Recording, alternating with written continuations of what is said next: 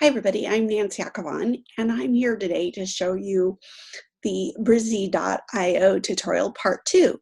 I've had a lot of teachers asking me, how do I make my online teaching more interactive for my students right now that we're all teaching remotely? So I'm here to show you how to take the Brizzio landing page, which I showed you how to create in a previous post. And today I'm going to show you how to link it so that you can have multiple pages to make your teaching more interactive for your students. Okay, so let me share my screen.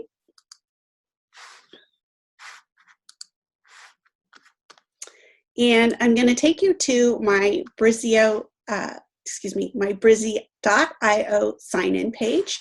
So this is the page that I showed you in my previous post, and I just want to remind you that up here in the corner you're using Brizzy Cloud. Brizzy Cloud is free, so you want to make sure you're in Brizzy Cloud. So this is my landing page that I created in my previous post to show you how to get started with making your online teaching or your remote teaching more interactive for students. What I want to show you today in today's post is I want to show you how to add one of these buttons right here. So let me show you how one of these buttons works. First of all, I'm going to go back and I'm going to just go to the live version of this page. Here it is. And when I click this button where it says this week's directions, it takes me to a page where I've set up to drop some directions in.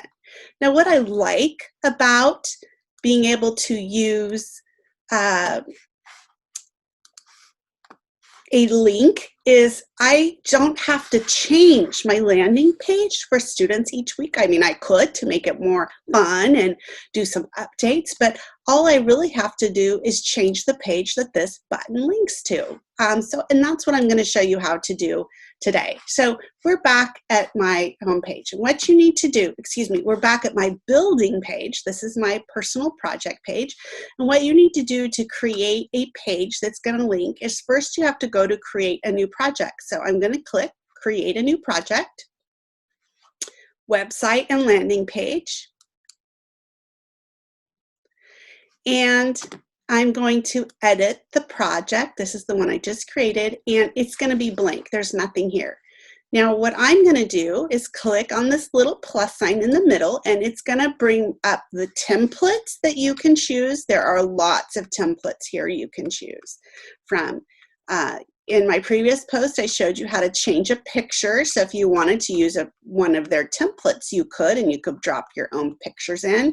I use Unsplash for my pictures because they're free and they're beautiful.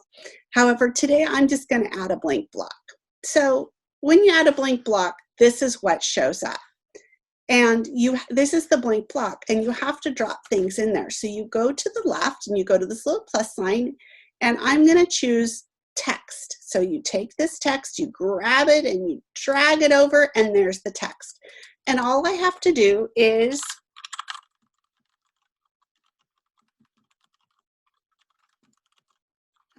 I just have to type in here. So you just remove what was there and you type in your directions. So you can have a reading lesson, you can have a writing lesson, maybe you're focused on content area literacy. So I can do this. I can also add another hyperlink to this page. So let's say in my social studies reading, I wanted students to read about saving the dolphins. I don't know. Let me see if I can quickly find our student article on saving dolphins. I should have looked that up before I got online with you here. So I'm just going to go to Smithsonian Ocean, just as an example for you right now today. And I'm going to click up here in the URL box, and I'm going to copy that URL. I'm going to come back to my Brizzio page. And I'm just going to put reading the dolphin article. Probably should title it with the author to be more correct in how I'm doing it, but I'm just doing a demo for you right now. Now what I do is I go to this hyperlink box. So I've highlighted my text, I go to the hyperlink, and then I just paste the URL right there, and it's done. And then this is going to hyperlink to that article. So I could go in here and I could write reading lessons, I can write writing lessons, I can put the social studies, I link to an article.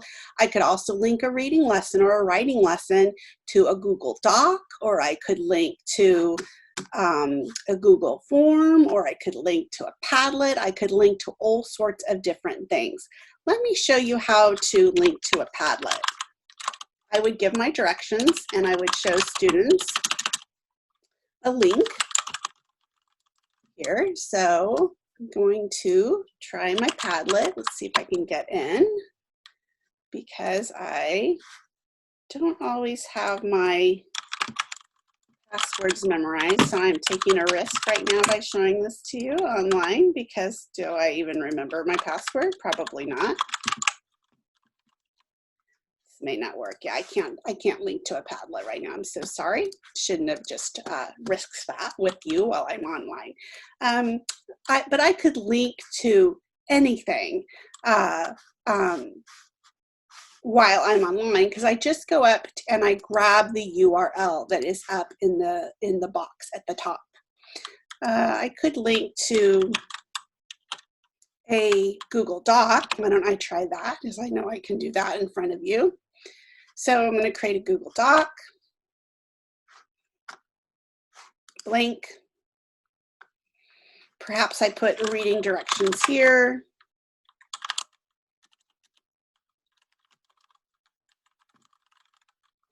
I'm going to go over to share. I'm going to call it reading directions. I'm going to get a shareable link. I'm going to copy that shareable link. I'm going to now go back to my Brizzy page, to Google Doc. I copy that and I go to the hyperlink, and then I pasted the URL in, and now that's hyperlinked. So let's see if everything works. Don't forget to push publish down here on the bottom, or you'll lose your changes. So now I'm going to go back to my original cloud project page. And so I just worked on this one, project 3. I was just sharing this with you, where I had created this, and I'd put in a link to a Google Doc. I'd put in a link to the dolphin article. Now what I want to do is I want to link this page to my home page. So that's a little bit trickier, and this is what I want to show you how to do. So let me go back to my page, my project page, and what I'm going to do is I'm going to click right here. It says apricot because that's what they named it, but I want to choose my own subdomain. So I'm going to choose subdomain. This is all still free, and I'm going to say Nancy Akhavan page 3. This happens to be my 3rd page I've created, so I'm going to submit that. And now it's called Nancy Akhavan page 3. You can see that there. I'm going to click on this little link so I can see it live. Make sure it's correct. There it is. And I'm going to go up to the box, and I'm going to click and copy the URL. And I'm going to go back to project 1. So I'm back on my personal projects. Here is my landing page. And I want to do a link to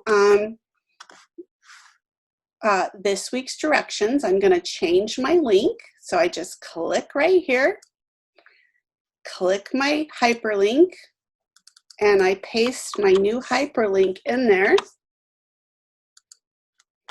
And then don't forget to click update down in the bottom right-hand corner, or your changes won't be saved. So I click update. And now what I'm going to do is I'm going to check that everything is working okay. So I'm going to go to the live site. To see the live site, you click this little box right here with the arrow. Here's my live site. I click the hyperlink, and then it goes to the directions that I set up.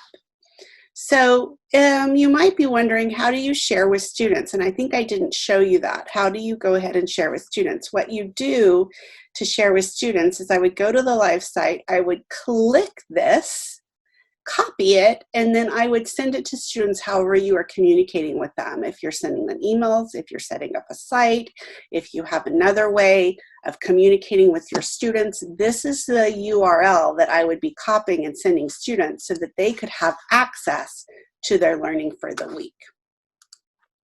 I hope that tip helped you. And you can try some new things with creating a landing page and some hyperlinked pages to create some interacting learning for your students online.